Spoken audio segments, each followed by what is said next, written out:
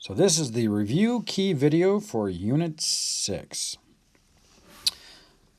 So here we go. First one, determine whether the function graphed below is invertible. Okay, the answer is no. Oops, let's make this blue. The answer is no.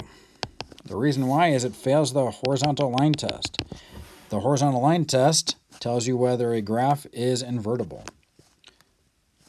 So we put down fails.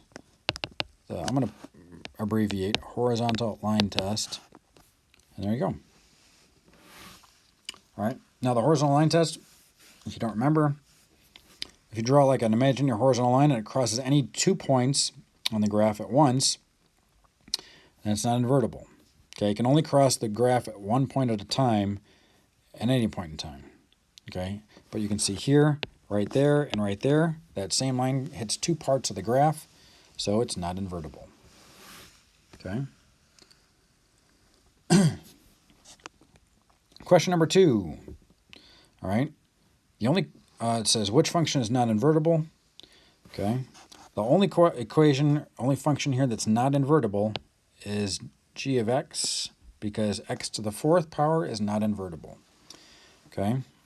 This is because, as we saw just previously, that graph looks like this. It's a parabola type shape. Okay. All right. So this function, it fails the horizontal line test. All right, and the reason we know this is because it has an even number for a degree. Okay.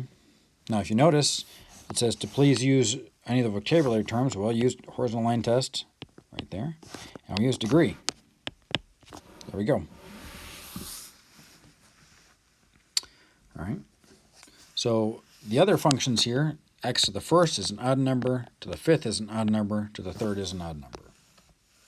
Okay. So that brings us to 3. How can you determine without graphing whether a function is invertible?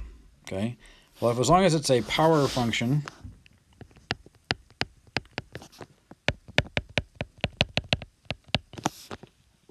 that have odd degrees. Oops, I spelled that wrong. Odd degrees. It is invertible. Okay, which we just saw. So x to the 1st, x to the 5th, x to the 3rd, and question number 2 are all invertible because they are odd degree functions. All right, number 4. Now, this gets into a little bit of an interesting topic. We have a function h of x equals x to the 4th. We just said that it was not invertible, but we're going to say it is invertible if you restrict the domain.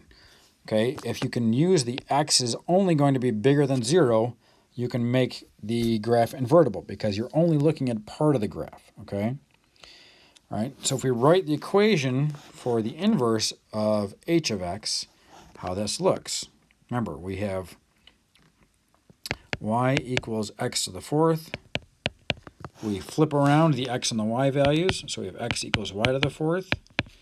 And to make the inverse, that's how we do it. We flip the x and the y's, and then we solve for y by 4th rooting the x. So we have h of -1 of x is equal to the 4th root of x. Okay, so this is what you're looking for when you do the inverse. I'm going to draw a little graph of what this looks like. Okay. All right. It looks like this. Okay. Now I'm going to draw a graph. This is h.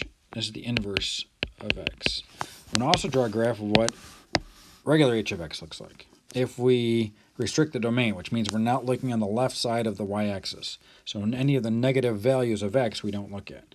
So this would be h of x. Okay, that will help us for our next part of the problem, which is to find the domain and range of each of these two things.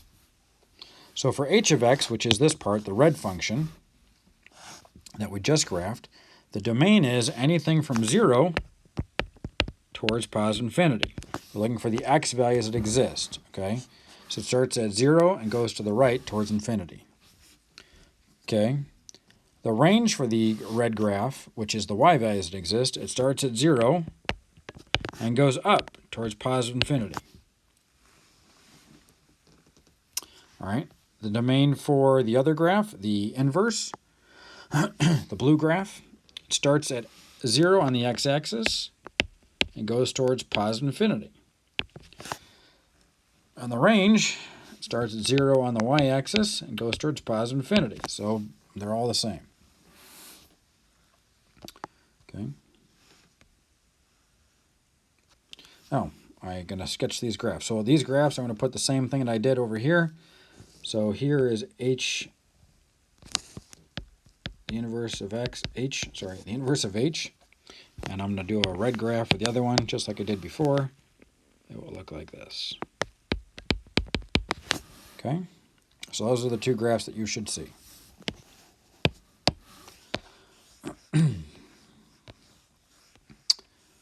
Okay, next, the function k of x equals x to the third is invertible. Yes, it is, because it's an odd degree power function. Sketch the two graphs. So x to the third looks like this. Oh, hold on, I lied. Looks like this. This is k to the x. All right. If I were to graph or write the equation for the other, for the inverse, I'll do it in red again. We would have y is equal to x to the third. We're going to switch those two things around. X equals y to the third. We're going to cube root both sides. So our k would equal x, the cube root of x. Okay, that would be the equation. So the equation would look like this if we did it.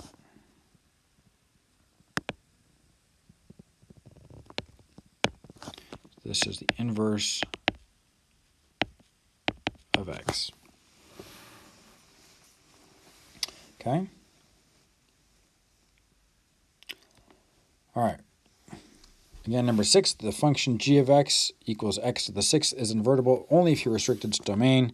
So notice it's an even degree function, and we can if we restrict the domain to only positive values of x, then we can make it invertible. Okay, so this will look just like question number part C of question number 4. Okay, it's going to look exactly the same way, because it's just a sketch. So here is the first graph. This is h of, what is this? No, g of x. Sorry, g of x. Okay, and I'll draw the other one in the other color. This is the inverse of g. There you go. Okay, so the evens and odds will look the same for both 5 and 6. If you did x to the 8th, it would be basically the same thing as x to the 6th. Okay, so you can just keep going and going and going. So now we want to find the domain and range for these. All right, because for, let's see, we want f of x. So that's the blue graph. The blue graph, right, the domain and range. Okay, so the domain is all the x values that exist. Well, that's all of them. Okay, there's no restrictions on this graph as far as what the x values can be. So it would go from negative infinity to positive infinity. As for the range, there's also no restrictions. So it goes from negative infinity to positive infinity. These are the y values that exist for the graph. For part 8, the function x to the 6th, all right, since we restricted its domain, okay, we can only start at 0 and go towards positive infinity. For the range, the same thing. The graph doesn't go below the below the x-axis, so it starts at, that should be bracket at 0 and goes up towards positive infinity. Okay, so those are domains and ranges. All right, question number 9. Here on my screen. There we go. What is the first step when algebraically finding the inverse of a function? Well, that's pretty simple. I showed you up at the top when I did it. You switch the x and y. Okay, you flip them around.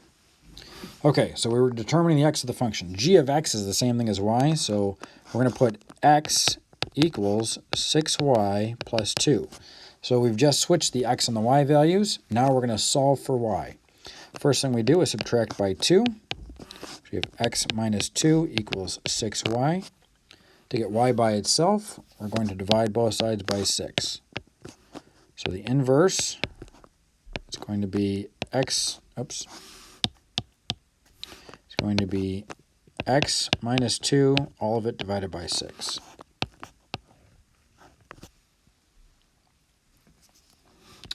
Number 11. Same idea. We're going to have x is equal to the fifth root of y minus 2 plus 1 on the outside.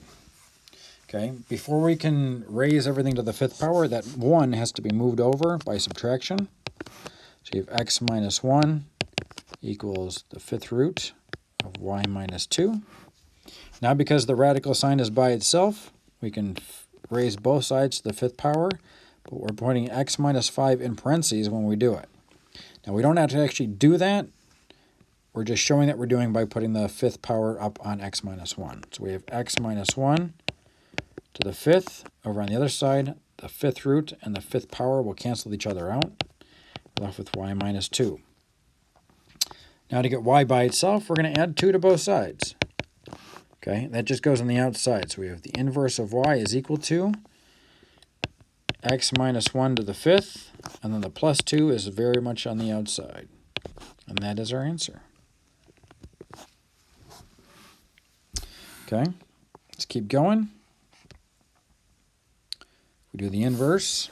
Again, we switch around the x and the y, so we have x is equal to 7 over 2 times y to the third. All right, before we can cube root both sides to get rid of that exponent, we're going to actually multiply by the reciprocal. We're going to multiply by 2 over 7. Okay, that means those two things cancel out, and those two things cancel out, so we get 2 over 7 times x equals y to the third. To get rid of that third power, we're going to cube root both sides. So we have the inverse of y is equal to the cube root of 2 over 7 times x. All right. Last of our inverses here. Again, we're going to switch the x and the y, so we have x is equal to 2 times the fourth root of y minus 3. Now again, kind of like the problem above, before we can raise that to the fourth power, that 2 out in front of our fourth root has to go away. So we're going to divide both sides by 2. So we have x over 2 is equal to, those go away, the fourth root of y minus 3. All right, now because the root is by itself, or the radical is by itself, we can raise it to the fourth power on both sides. Okay, that'll cancel those out, so we have x over 2 to the fourth power, oops, there we go, equals y minus 3. Finally, to get the y by itself, we're going to add 3 to both sides. So we have the inverse of y is equal to x over 2 to the fourth power plus 3.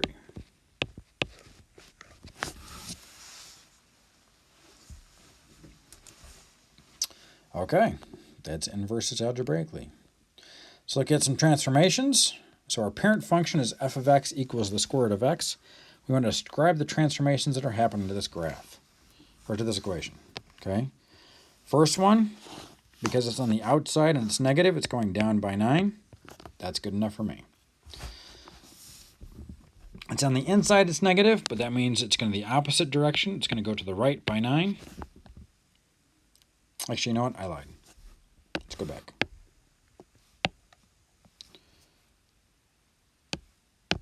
It's not good enough for me. This is a vertical shift. It's going down by 9. There we go. This is a horizontal shift. It's going to the right by 9. Okay. The plus 3 is a vertical shift, going up by 3. And part D is a horizontal shift. Since it's plus, it's going to go to the left by 3. That's an ugly arrow. That was really ugly. There we go. That's better. Okay, those were pretty simple. Let's look at some of the other ones that are a little more complicated. Okay, so there's a lot more going on in this. So that we have our parent function of the cube root of x. We have all these things happening to it. Although there's a mistake in this because this should be a 3, not a 5. Okay, but there are two things happening in this graph. One, this minus sign, and two, this plus 2. So the minus sign is a reflection over the x-axis. All right. And the plus 2 is a horizontal shift because it's inside the square root sign, inside the radical. So it's a horizontal shift. And since it's plus, it's going to the left by 2. Okay. The next question has 3 different transformations. There's the 3, the negative 5, and the plus 2. So we're going to go in order. So the 3 is a vertical stretch by 3. The negative 5 is a horizontal shift.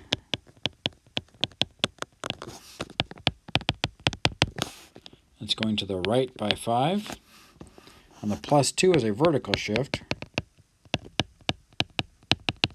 It's going up by 2.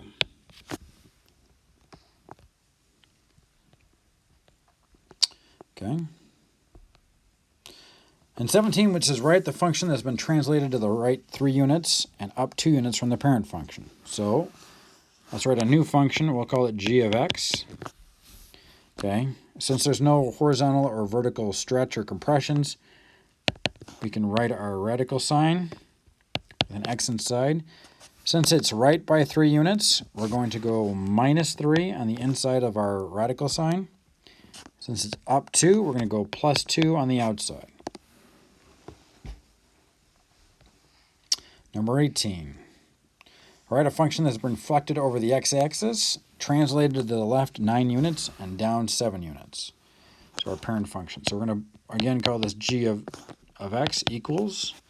Now, because it says reflected over the x-axis, that means we're going to put a minus sign in front of our square root. Okay, translated to the left by 9, I'm going to put x plus 9. Down by 7, on the outside I'm going to put minus 7. So those are the transformations that were given. Okay. Rewriting the expression with rational exponents. Okay.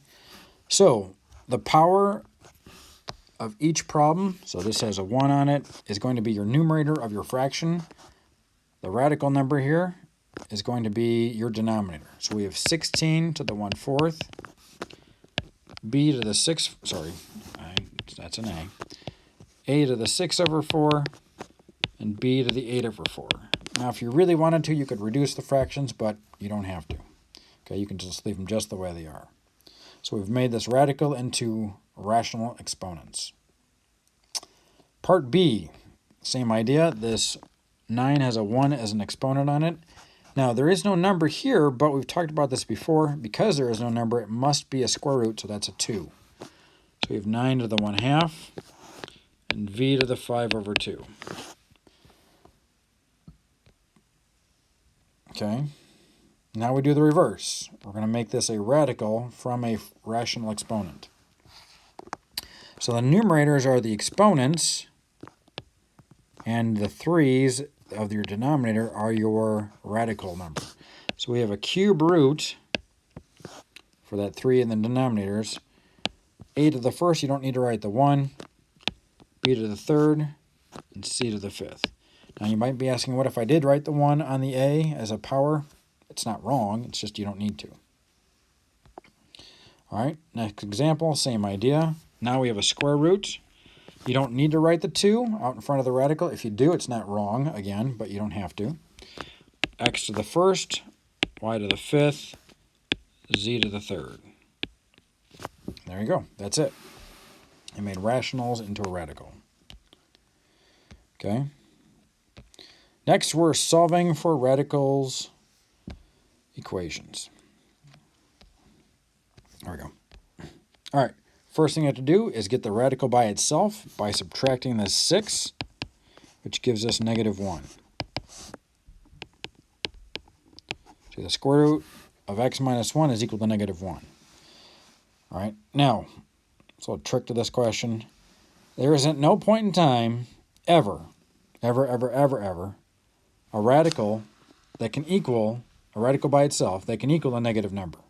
Okay? So even if we were to square both sides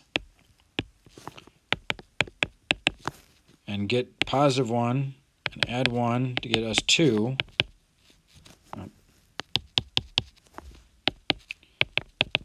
this will not work. Okay? If you put 2 in there, you get 2 minus 1 is 1. The square root of 1 is 1. And 1 plus 6 is not 5. Okay? If you have a radical, it cannot equal a negative number. This is a no solution. It does not work. So we checked it. No solution because none of the answers work. Okay? Again, a radical, it cannot equal a negative number. All right. All right. Number 22. First step, we got to get the radical by itself by subtracting 16. So we have 2 cube root of x equals -16. Okay. Next, we're going to divide both sides by 2. All right, which gives us the square root of, the cube root of x equals -8. Now, before I just said you can't have a radical equal a negative number, and that's true, because notice there's no number there, it's a square root. This is a cube root. Cube root works by different rules. They're a renegade, they're a rebel. Okay, so this does work. All right, so if we got, now we have the radical by itself, we can cube both sides. Those two things cancel each other out. You have, what is -8 cubed? Ugh. -8 cubed is, oh geez, 256, I think. Sounds about right. Hold on a second. I'm gonna do some long math. That's not right. That's 32. It's 48. 512. Sorry. Do this in my head. -512. Woof. That's rough. Okay. Don't have a calculator on me. All right, but now we got to try this out. Check it out. You put -512 into a cube root. The cube root of -512 is -8. 2 times -8 is -16. -16 plus 16 is 0. So this does work. Sorry about the longness of that question, but I don't have a calculator on me right now, and I'm doing this all in my head. Give me a break. All right. Number 23. To get the radical by itself, we're going to divide both sides by 4. Okay. So we have the square root of x minus 6 equals 2. Now that the radical is by itself, we can square both sides. Those two things cancel out. You get x minus 6 equals 4. You add 6 from both sides to get x by itself, and you have 10.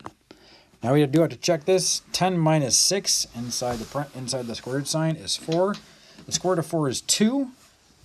And 4 times 2 is 8. So this does check out. This works. 24. Okay. So to get the radical by itself, we're going to subtract 2 from both sides. So we have the square root of x equals x minus 2. Now we can square both sides, but this is going to be an expression that we square. We've talked about this in class a number of times. Okay, when we're squaring this, you can't just square the two terms. You have to multiply it by itself. So we have x minus 2 times x minus 2. Okay, if you do your rainbow method, you're going to get x squared minus 2x again, and then plus 4. Okay. On the other side, the square root and the square root would cancel each other out, so you get x equals, I'm going to combine the like terms for that expression I multiplied out. I'll get x squared minus 4x plus 4.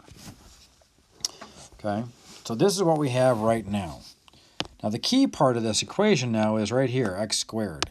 I want to make sure that the x squared term is still positive. So rather than bringing the stuff on the right to the left, I'm going to subtract this x over here. So now I have x squared minus 5x plus 4, and that's going to equal 0. Okay. Now I can start to factor. Two numbers that multiply to be 4 but add up to be negative 5 would be negative 4 and negative 1. Negative 4 times negative 1 is positive 4, but negative 4 minus 1 is negative 5. So I set those both equal to 0 and solve for x. I get positive 4 and positive 1. Now I do have to check these answers. Let's do 4 first. The square root of 4 is 2. 2 plus 2 is 4, which is what the other side equals. So that checks out. All right. And then we have 1. The square root of 1 is 1. 1 plus 2 is 3. And 3 does not equal 1. So that does not work. The only answer that works is 4. Okay. All right. Number 25. To get the radical by itself, we're going to add x.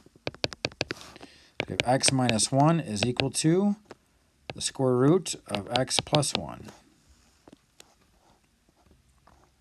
Okay. Just like before, we're going to square both sides, but this is becoming an expression which we have to multiply out. So I'm going to put it over here. X minus 1 times x minus 1. Oops, that's ugly. Okay, if we multiply it out using our rainbow, we should have 4 terms. We have x squared minus x plus 1.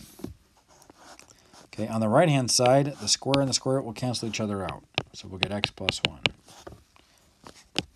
Okay, again, the key term in this is now, again, that x squared term. I don't want to make that negative because it makes factoring everything a lot harder, a lot more complicated than it needs to be.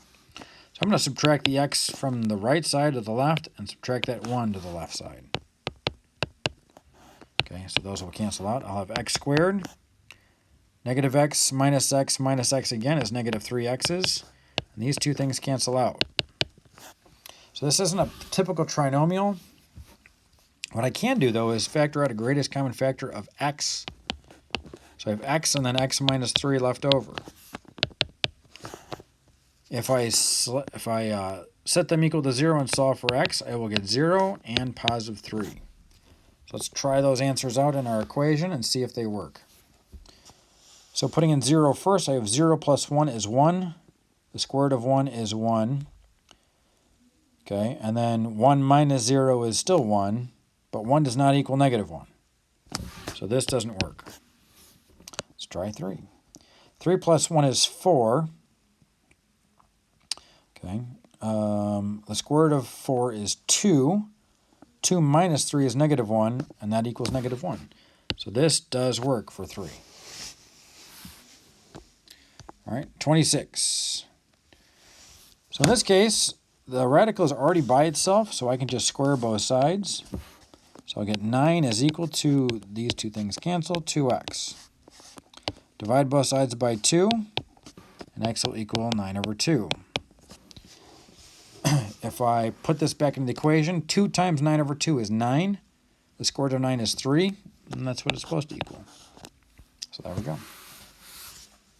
Now on this next test, on Thursday, Friday, there are some review problems. So that's what we're going to look at next. Some review problems that are going to be on the test. We've already done these in past chapters, or past units rather, so they're going to be the same idea.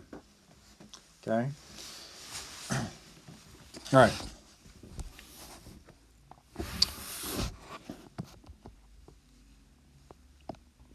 So, Kayla can wash a car in 13 minutes. We have Kristen. Here, let's do Kayla. We have Kristen. We have together. So Kayla can wash a car. Let's do this. Wash. And then this is minutes. So she can wash a car in 13 minutes. Okay. Kristen can wash the same car in 14 minutes. We want to know how long would it take them together to wash 3 cars. Okay, so what we're doing is we have a rational equation. Okay, so we're going to do, we're going to multiply by what's missing. So we have 14 and x is missing here. We have, let's make this bigger, 13 and x is missing there. And then 14 times 13 is missing there.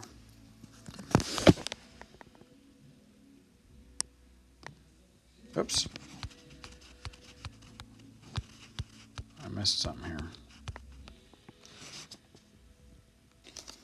Sorry about that. Had a little technical issue. So, now that we've multiplied all that stuff, we can get rid of the bottoms. So we have 14x plus 13x equals, we have to multiply 3 times 14 times 13, gives us 546. All right. So we combine these two numbers together, we get 27x equals 546 divided by 27. And x will equal 20.2. There we go. Okay. So next we have working alone. It takes Maria 12 hours to pick 40 bushels of apples. So we have Maria. She's picking apples. And we have hours. So she can pick 40 bushels in 12 hours. Shanice can pick 60 bushels in 9 hours. They work together. How long would it take them to pick 70 bushels? That's an ugly 7. Okay, so the first one, you're missing 9x. The second one, you're missing 12x. The third one, you're missing 12 and 9. So you can cancel out the bottoms. We have 40 times 9x. So 40 times 9 is 360. Plus 60 times 12 is 720. And then 70 times 12 times 9 is 7,560. Big numbers, but that's okay. We have calculators. So combining 720 and 360 together, you get 10,080 equals 7560. Divide 7560 by 1080, and you get 7 hours.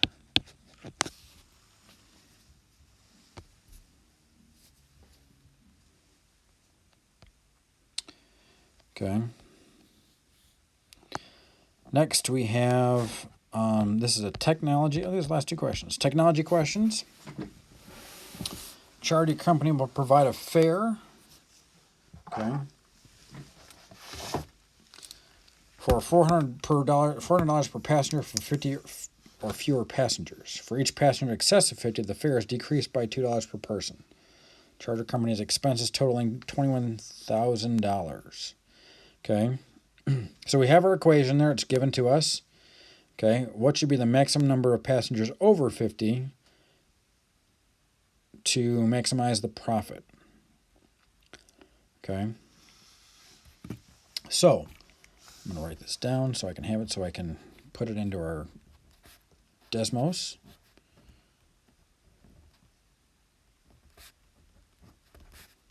Give me a second. All right, so what we're going to do is we're going to go to Desmos and put this equation in and see what we come up with. So we have 400 minus 2x 50 plus x minus 21,000. There we go.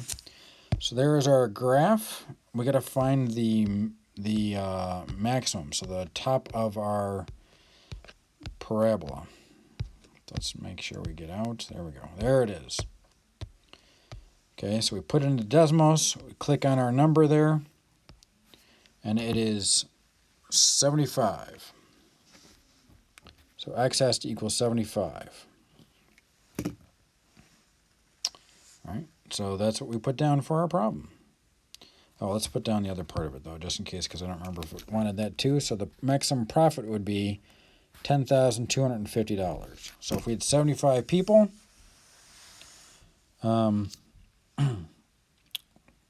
over x, yeah, that's right. Let's go back to our equation. Okay. All right, let x represent the number of passengers over 50. All right. Ouch. So over 50. So x is equal to, oops, oh, my pencil went away. That's not good. Sorry about that.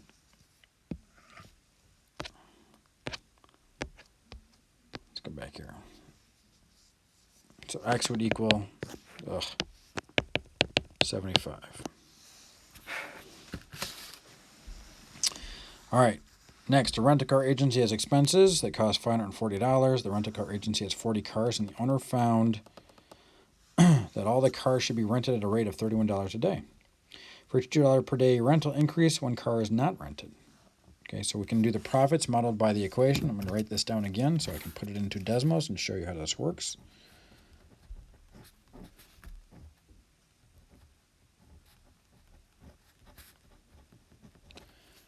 All right.